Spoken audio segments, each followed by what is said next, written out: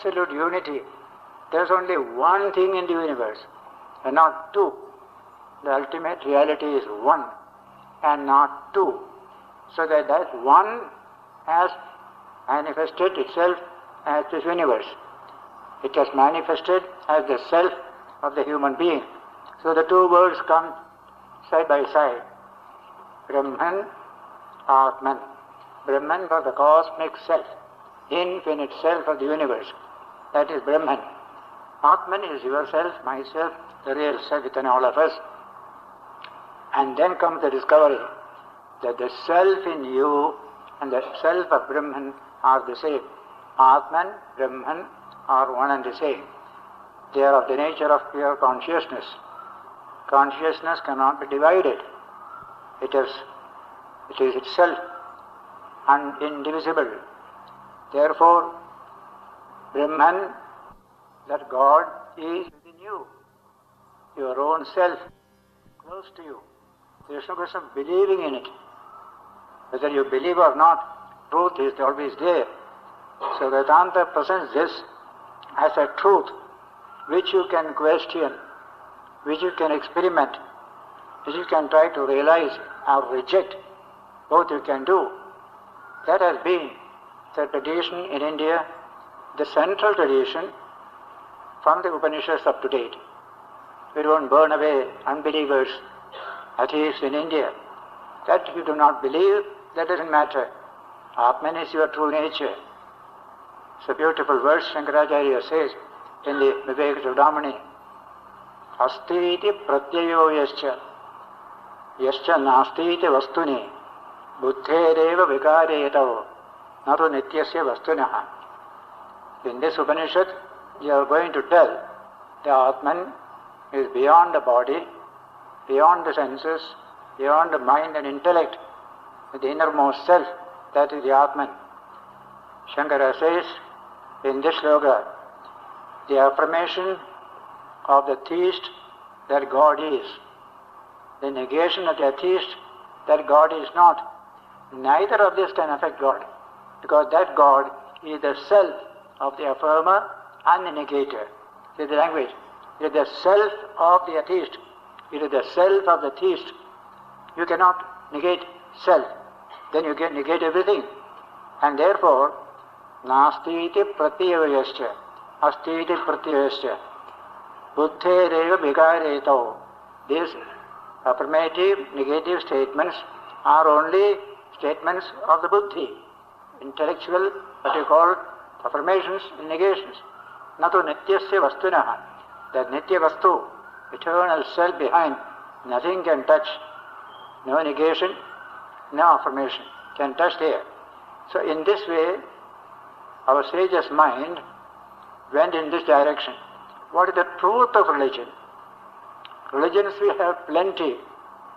The Brahmanas and all that, you get plenty of religious ideas and gods and all that. But here is a questioning mind in the Upanishads. In fact, the second Upanishad is called Kena Upanishad. By whom is the eye made to see? By whom is the ear made to hear? What is the power behind all this? That is the questioning Upanishad. And so, the word Atman comes, the self. Behind the body-mind complex, there is a center of consciousness, whose consciousness comes to you as your intellect, as your sensory system and knowledge of the world. That is the principle of intelligence. And now the world itself has behind it an infinite intelligence, infinite consciousness, and both are one. There cannot be two. Consciousness cannot be divided. It is impartible, infinite. So this is the background of that statement in verse 1, in chapter 2, in book 2, verse 1, saying, first he said, Satyam Jnanam Anantam Brahma. Brahman is Satyam, Jnanam, Anantam. The word Satyam comes there. Not a matter of belief. It is Satyam. You can question. In India alone, we have allowed questioning in the world of religion. In no other system will you be allowed to ask questions. Here we welcome questions, we encourage questions. Truth doesn't fear questioning. First, dogmas have to fear questioning. Dogma can be washed away with one question. So silent all of you on the question. But in India, so far as religion is concerned, the more you question, the better. As much as you can digest, you question. Try to understand. Because it is based on truth. Satyam. And Satyam, as Shankara has shown, is that the nature of which, once determined, cannot change. That is called the truth of a thing. If fire is hot, we discover the truth of it. Fire is always hot. Not today it will be hot, tomorrow it will be cold. Not at all. So Satyam has that quality. So Brahman is Satyam. The whole universe is a product of this Brahman. And the self in man is also that same Brahman. This is taken for granted in the Upanishads. Therefore in the section, the first shloka, it said, Etasmad Atmana Akasha Sambhuta. After saying Satyam Jnanam Anantam Brahma, etc., the next sentence says, from this, the word is Brahman there. Satyam Jnanam Anantam Brahma. Then here he says, Etasmad Atmana Akasha Sambhuta. From this Atman, Akasha and other things evolved. So that Atman and Brahman are used interchangeably. That what is in you is infinite. And infinite cannot be divided. That Brahman is yourself, myself, the self of all. Note that particular point. That Etasmad Atmanaha. Etasmad Brahmanaha, did not say. Etasmad Atmanaha Akasha Sambhuta. From this Atman, the Akasha and other things came. Evolution started. From this infinite Atman is also infinite Brahman. That sentence, the Shankara says here, sends in the text, from that Brahman indeed, which is this self, Etasmad Atmanaha Akasha Sambhuta. The word self, Atma, is used with regard to Brahman. It follows that Brahman is the self of the cognizing individual, you and I. We see the world. What is the self behind the seeing? What is the subject of the self? Brahman himself. Brahman is peeping through us into the world. Same Brahman is myself here. Only it is covered over by many things which we are dealing with in this book, the koshas, so that you don't get actually Brahman. You get only the most external coverings of that Brahman.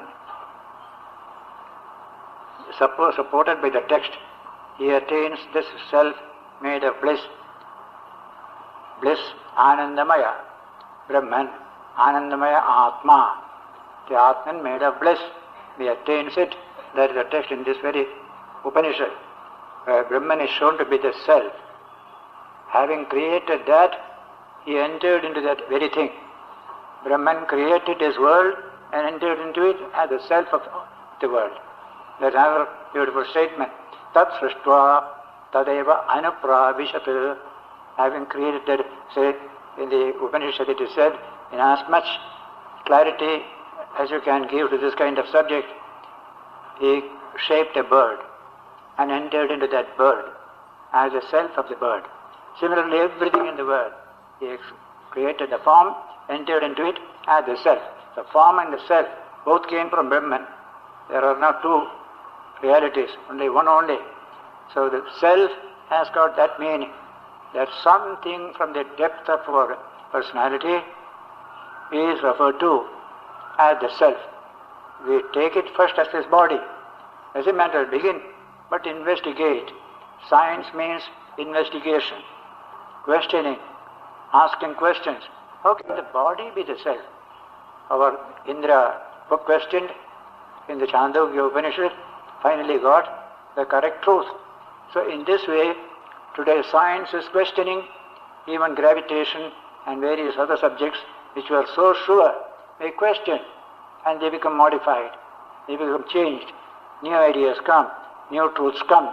So truth can come only through questioning, through investigation, with a sincere desire. That is the beauty of the Upanishads, and following this, the Gita. So, hence the cognizer, in its essential nature, is Brahman. Ayam Atma Brahma is one famous text in the Upanishad. This Atman is Brahman. There is no two. So, because of this, the belief concept disappears from the Vedantic tradition. Whether you believe or not, truth doesn't come or go by your belief or unbelief. You are that Brahman. You may not believe in it, but if you believe, all the better for you. You will not remain a petty individual here. Realize your own infinite nature. In this way, instead of belief came questioning, investigation, so-called sadhana. You are trying to realize the truth. Anubhava. Realize the truth. I am not the body, I am the Atman. I am Brahman. There is the truth to be realized. Throughout the ages, that is the stress in all our religious life. Take all the mystical songs, northern, southern, everywhere, it is realization of God, realization of God. Not belief in God. Nowhere you will find belief in God being expounded by sages and saints in this country. Go to any other country. The stress is always on belief, belief, belief. Whether you realize or not is no question, because you have to question. If you question, there will be trouble. So don't question. So believe, believe, believe. Upanishads gave us that scientific approach to this great subject of religion, with questioning at the very heart of the scientific method. Without questioning, there is no science. Without investigation, there is no science. So here, a student is asking the teacher. The next chapter, you will get full example of a student and a teacher discussing the subject of Brahman. How the student tries to understand and the teacher tries to make him understand better, better, better. Ultimately, the highest truth the student understands. That will come in the next chapter. So here we saw this particular statement, Etasmada Atmana Akasha Sambodha. From this Atman, Akasha and the whole universe came out. From this Brahman, you can say, from this Atman, either you can say. And the Upanishad uses both expressions for this kind of thing. Shankara gives a final purport of the whole section. The entire purport of the chapter is summed up in the sentence. What is that? The knower of Brahman attains the highest. That first sentence. Brahmavit apnoti param. Knower of Brahman attains the supreme. That Brahman must be something extraordinary, by attaining which you attain the supreme. You get a nice lottery ticket, you get prize, you get 5 lakhs. Then we say you attain the supreme, you got some plenty of money, that's all. So by attaining which you get the supreme, that must be something supreme. So Brahmavit apnoti param. That is how the chapter began. And that pithy statement, very brief but meaningful statement is called pithy statement. It is briefly explained by the mantra. Since the meaning of that very statement has to be elaborately ascertained again, the succeeding text continues, which we just now said, Etasmada Atmanaha Akasha Sambhudaha. From this Atman, from this Brahman, the whole universe has come. First Akasha, and then other things, all the galaxies, etc. So that is said here, Etasmada. It has been said at the beginning of the mantra that Brahman is truth, knowledge, and infinite. Satyam, Jnanam, Anantam. The text proceeds to show how it is truth, knowledge, and infinite. After that, there are 3 kinds of infinitude. Shankara is explaining three kinds of infinitude. One, infinitude of space. Two, infinitude of time. Three, infinitude of objects. To illustrate, the sky is unlimited from the point of view of space, for it is not limited in space. But the sky is not infinite as regards time or as regards other objects. Why? Since it is a product. A thing that is a product of something cannot be infinite. It may be infinite in one direction, may not be infinite in another direction. The product. Similarly, Brahman is not something that is created, therefore it is infinite. From the point of view of objects also. Established in infinitude from the point of view of objects. How does it do so? Non-different from everything. Brahman is non-different from everything. Everything in the universe is one with Brahman. There is nothing other than Brahman. So it is non-different from Brahman. How many times we are given the example of a piece of gold. You make any number of ornaments out of that piece of gold, but they are all non-different. They are all gold only. They have got the name and the form. Otherwise it is nothing but gold. So also is the universe and Brahman. So as Brahman we are all one. All objects and human beings, they are all one as Brahman. He says, a thing that is different acts as a limitation to another. If A is different from B, A becomes a limitation to B. B becomes a limitation to A. That is, you must remember. Yeah. Something is a limitation. A thing that is different acts as a limitation to another. The idea, etc. This idea cannot apply to Brahman with regard to the objects, because all objects are nothing but Brahman. There is not a single object that is other than Brahman. Only in India we have this, what we call philosophy of unity. In all other religions, the theology of duality. There are two things. All the good things come from God. All the bad things come from a devil. Without a devil, there is no religion at all. In all the dualistic religions.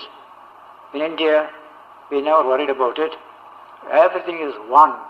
From the one, everything has come. The dirt on the roadside is also come from Brahman itself.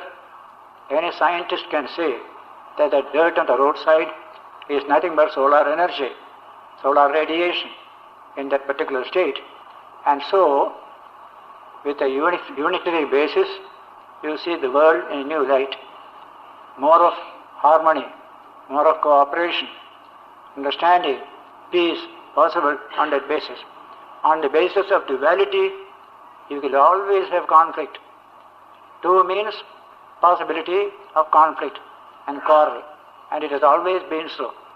God and devil quarreling all the time, as in our Puranas, Devas and Asuras constantly quarreling with each other. In our Puranas you will find they are all two separate, and God comes and settles the matter. In this way, we have the absolute idea of Brahman, one infinite divine in all beings, including in the insects, in the animals, in everyone. We never say there is no self in the animals and insects. In the West they say animals have no souls. Up to date, that was their belief. No, there are no souls in animals. You can eat them, you can kill them, you can do whatever you like. We never had that theory. Self is everywhere. In every particle of dust there is the self. That is our idea. And so we had no persecution of unbelievers, atheists, and also this kind of quarreling between religions, because dualistic religions constantly quarrel with each other. Mine is true, yours is false. When two are there, one is true, the other is false. Both cannot be true, they will say. And so every dualistic religion conflicts with every other dualistic religion. that our people understood. Shankara's teachers teach Mandukya Upanishad Karika author Gaudapada, who lived on the river of Narmada. He says there, see what beautiful truth he is uttering. Swasiddhanta vyavasthasu dvaitino nishchita dridham parasparam virudhyante tairayam na virudhyate. Ayam means this Vedanta, this Advaita system doesn't quarrel with any system. But all dualists are interested to sustain the truth of their own system, and in doing so they come in conflict with the other systems and they quarrel and fight. With all these quarreling, fighting, dualistic systems, this Advaita has no quarrel, is language. Swasiddhanta vyavasthasu. You can see it in our politics. Every political party, I am right, you are wrong. You can say I am right, but business to say you are wrong.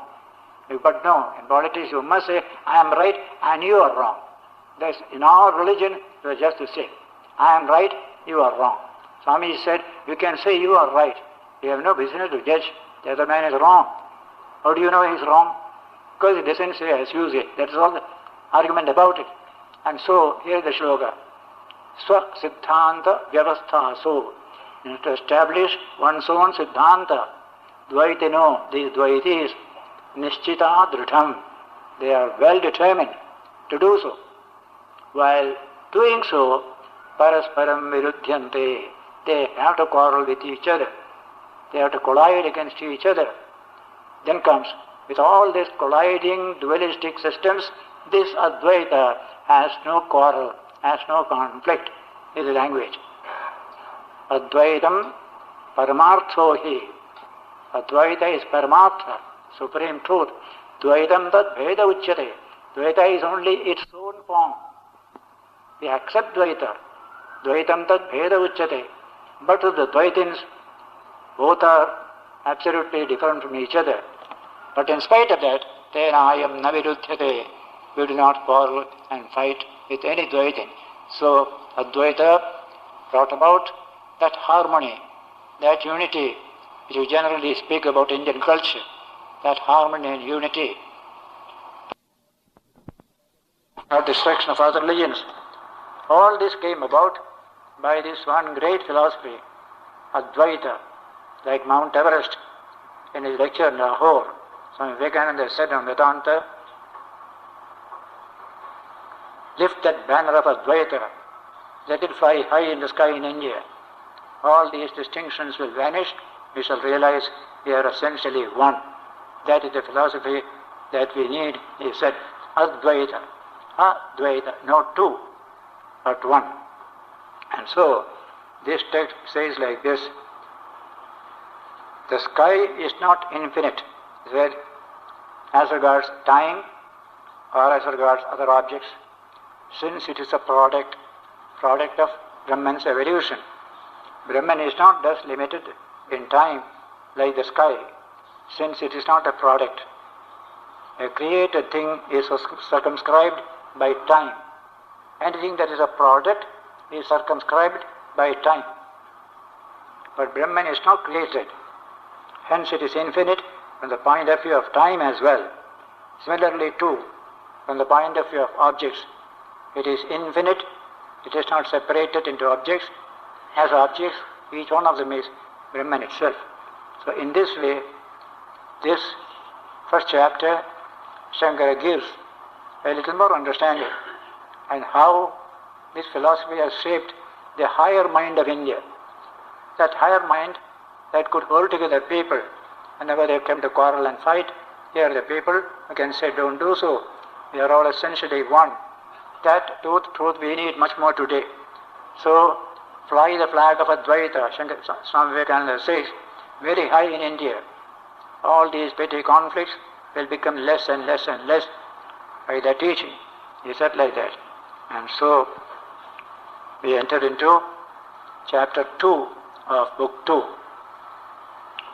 Annadvai praja prajayante ya kasya prithivim shataha Atho annena iva jivanti asayenrabi jantyantataha annam hi bhutanam yeshtam tasmat sarvavasham uchyate.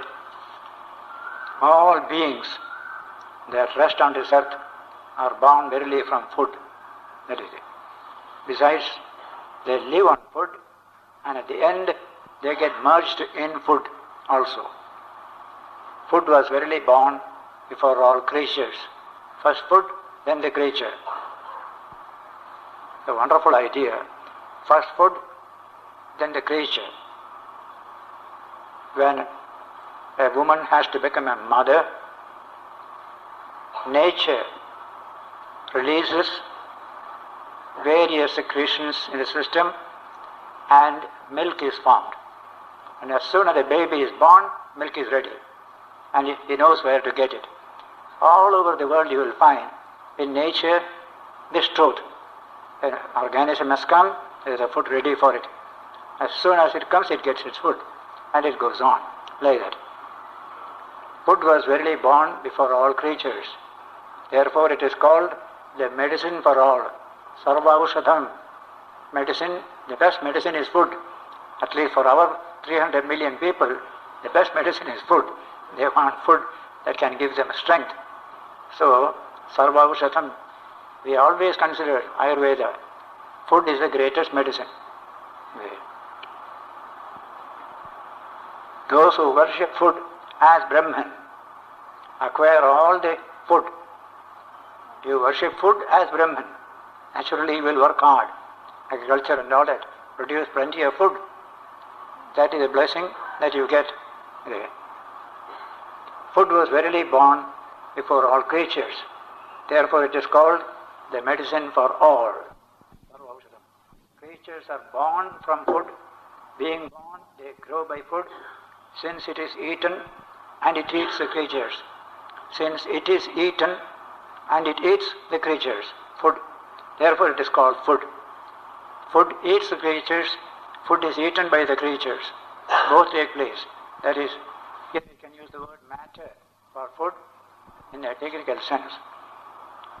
As compared with this self, made of the essence of food, as said before, there is another inner self, which is made of energy. Now we are going to the second kosha.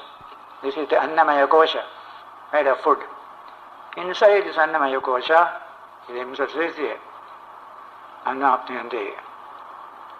Tasmat vaya tasmat anara samayat. Other than the anara samaya body, Anyantara Atma, another inner self, Antara Atma. Anyo Antara Atma is the word Antara Atma, inner self is there. Pranamaya, consisting of prana, bioenergy. In the case of man, you can call it bioenergy. Within this body is a tremendous flow of bioenergy. How many things are going on every second is something impossible to understand. It's a wonderful subject to study. Take a little living cell in the body. What a wonderful thing it is. Take the little skin on your skin. How living it is. How many things are going on. It knows how to build. It knows how to break. It knows how to grow. But it doesn't use anything else. It is itself doing it. Something extraordinary. The contractor, the engineer, all in one is, and the product, and the material, the brick, the cement, everything is there within the body. And the whole thing is done there. So, beyond this body is this pranamaya. That is what energizes everything here. Yeah. There is another inner self which is called pranamaya. By that is this filled. This physical body or kosha is filled by that pranamaya kosha. Pranamaya infills the annamaya. The word infill, and this is what I told you in that Simpson's book, the story of evolution. There he uses the word, one layer is infilled by another layer. The word infilled he also uses Tenaisha Purnaha. By this is full, he says. This is just like Shankara says, when you make a copper pot, you make a nice thing for it, and then pour the hot copper, and you get the shape of that particular form that you wanted for that. Inside it the same. This physical shape is there, inside which, from top to bottom, you have got this energy. Every nook and corner of the body is a flow of energy. The whole body is a flow of energy. That is the great truth. In fact, some of the new discovery says that this energy goes out even beyond the skin. A little distance around a human being, there is that energy present. You can photograph it by various types of new methods. These are all new discoveries being made there. So, this body is enclosed or enclosed by the pranamaya kosha. It is also human form. As this is human form, there is also human form. Human form is taken as an example. Why? Because among all beings, the human being is the highest. Uniqueness compared to all the other beings. Human being can develop knowledge, can understand truth, can go beyond this physical consciousness that human being alone can do. There is a famous passage from Taittiriya Upanishad, another famous, what you call Brahmana Aranyaka portion. The very profound statement about the uniqueness of the human being. In man alone is the self most manifest, for he is the best endowed with intelligence. He speaks what he knows. He sees what he knows. He knows what will happen tomorrow. He knows the higher and lower worlds. He aspires to achieve immortality through mortal things. He is thus endowed with discrimination, while other beings have consciousness of hunger and thirst only. Ashanapi pase, only hunger and thirst. They have experience. Knowledge they do not have. This is from Taittiriya. Any scientist will accept this idea today. The uniqueness, as a quote from Sir Julian Huxley, man is unique in more ways than one. That's the language of Huxley. And so, long ago in the Upanishads, they made a study, they compared human being like an ocean. Tremendous things are inside an ocean. That is the nature of this human being. We know only a little bit of ourselves, just a little bit. But the big ocean within ourselves, we don't know. So whenever we misbehave in society, it is for want of self-knowledge. If we know our true nature, we won't misbehave at all. If we knew that we are one with the other person, we won't cheat him, we won't destroy him. So this knowledge is lacking. We know only this external stuff that is there. As I often say, all evil is done when man is controlled by this genetic system called the body. This is composed of selfish genes. This makes you self-centered. Unless you detach from this, you can never enter into the hearts of other people. That is moral life. That is how values begin only beyond the Annamaya Kosha. At the Annamaya Kosha, there is no value system. Exactly animal life, but dangerous than animal life. Because animals have not that much intelligence as we have. Therefore, we are dangerous from that point of view. So he said, this Pranamaya Kosha, the human form, space is the self. And as in the case of the Annamaya Kosha, what is the head, what is the right side, what is the left side, what is the center, and Brahma Pucham Pratishtha. Brahman is the Pucham Pratishtha. It is merely a figure of speech used there. The basis on which the whole thing rests is Brahman. So, Prithvi Pucham. In the case of this Pranamaya Kosha, Prithvi Pucham Pratishtha. The earth is the Pucham Pratishtha. Now the Prithvi is in trouble. The Rio conference is dealing with it. All the prana has been upset within the Prithvi itself. So it's a big responsibility on all people to see that this earth doesn't get destroyed. Who destroys it? This human being. He can save it. He can also destroy it. Now this step is taken the first time in a big way to save the earth. So it uses the word up to the Pranamaya Kosha, Pratave Pucham Pratishtha.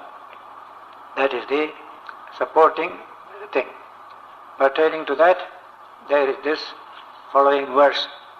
We generally quote from Rig Veda or some other Veda a passage to illustrate a particular truth. That is the Pratave Pucham Pratishtha. In the Shankara's commentary on the verse, he says, the scripture starts with the text, Tasmad va etasmad annarasamayat. Other than this annarasamaya kosha, there is something else. There is a text with a view to revealing through knowledge Brahman. This is the Shruti started that other than the annamaya kosha, there is another kosha inside.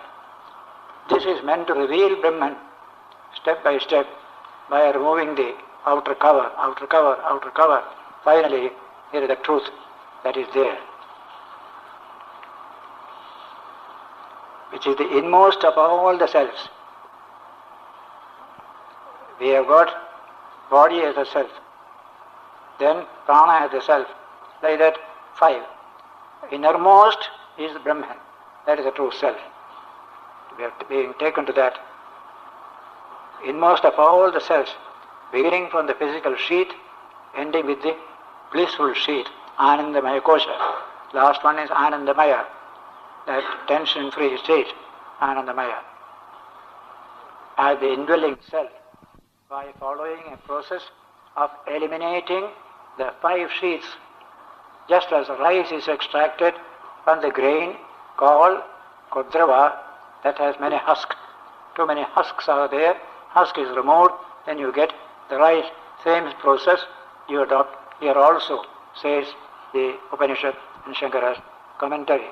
And then the text says here, Pranam deva anuprananti manushya pashavaschaye prano hi bhutanam ayuh tasma sarvayushamuchyate sarvamevata ayuryanti ye pranam brahmopasate prano hi bhutanam ayuh tasmat sarvayushamuchyate. Prana is being expounded here. The senses act by following the prana, vital force in the mouth, in the ear, in the nose, in all this. All human beings and animals that are there act similarly.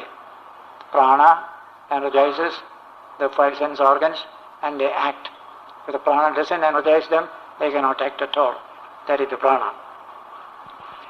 On the vital force depends the life of all creatures. Therefore it is called the life of all, Sarva Ayusham. Life of all is prana. Those who worship the vital force of Brahman attain the full span of life. You recognize this bioenergy. Try to strengthen it. Don't do anything to weaken it. Then you will get a full length of life. There is a lesson for medical science, health science must teach us today. It is this bioenergy within which we deplete, we spoil, we do evil to it. So it is shortening, life is shortening. Advertisement now about tobacco, about smoking, now coming. Formerly, go on smoking, this is the best. Now they don't smoke, spoil your health, bioenergy will be destroyed. So this bioenergy we destroy by all sorts of wrong methods of living. By healthy living, we can live full span of 100 years. Vedas always speak 100 years is the lifespan of a healthy human individual. The Upanishad has said it, Shankara also quotes it. Shatayu. You bless children, Shatayu. So 100 autumns may you live. 100 autumns, that is a blessing in our ceremonies. Since on the vital force depends the life of all, it is called the life of all, sarvayusham, sarvayusham. Of the preceding physical one, this one, pranamaya, is the embodied self. Anyantara atma, this is the embodiment of bioenergy. This is physical energy, physical self. This is bioenergy self. As compared with this vital body, there is another internal self constituted by the mind. We go to the third. So this is the bioenergy,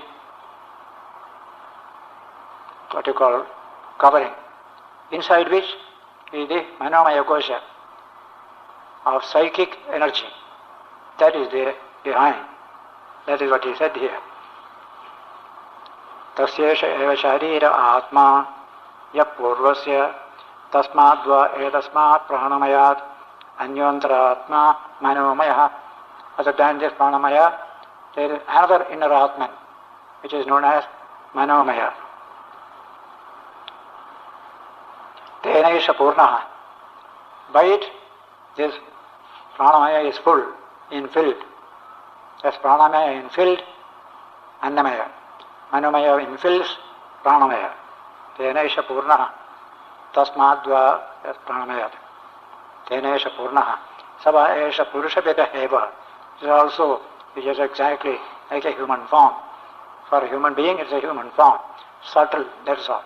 It is gross, that is subtle. Right. Then, Atharvangirasa Pratishtha. Its Pratishtha is Atharvangirasa. Vedic language, for example only, they take. So, this is the third Anuvaka, third chapter in the second book. Now, we come up to the Manomaya Kosha. Now comes a new statement. At this stage, that there is thinking, the psychic system, which regulates the whole sensory system, even the prana within, regulated by the mind. If the prana does something wrong, the mind can regulate it. The mind has the capacity for it. If the mind is strong and self-disciplined, then it gets the capacity. So that manas is very important. But it is not all.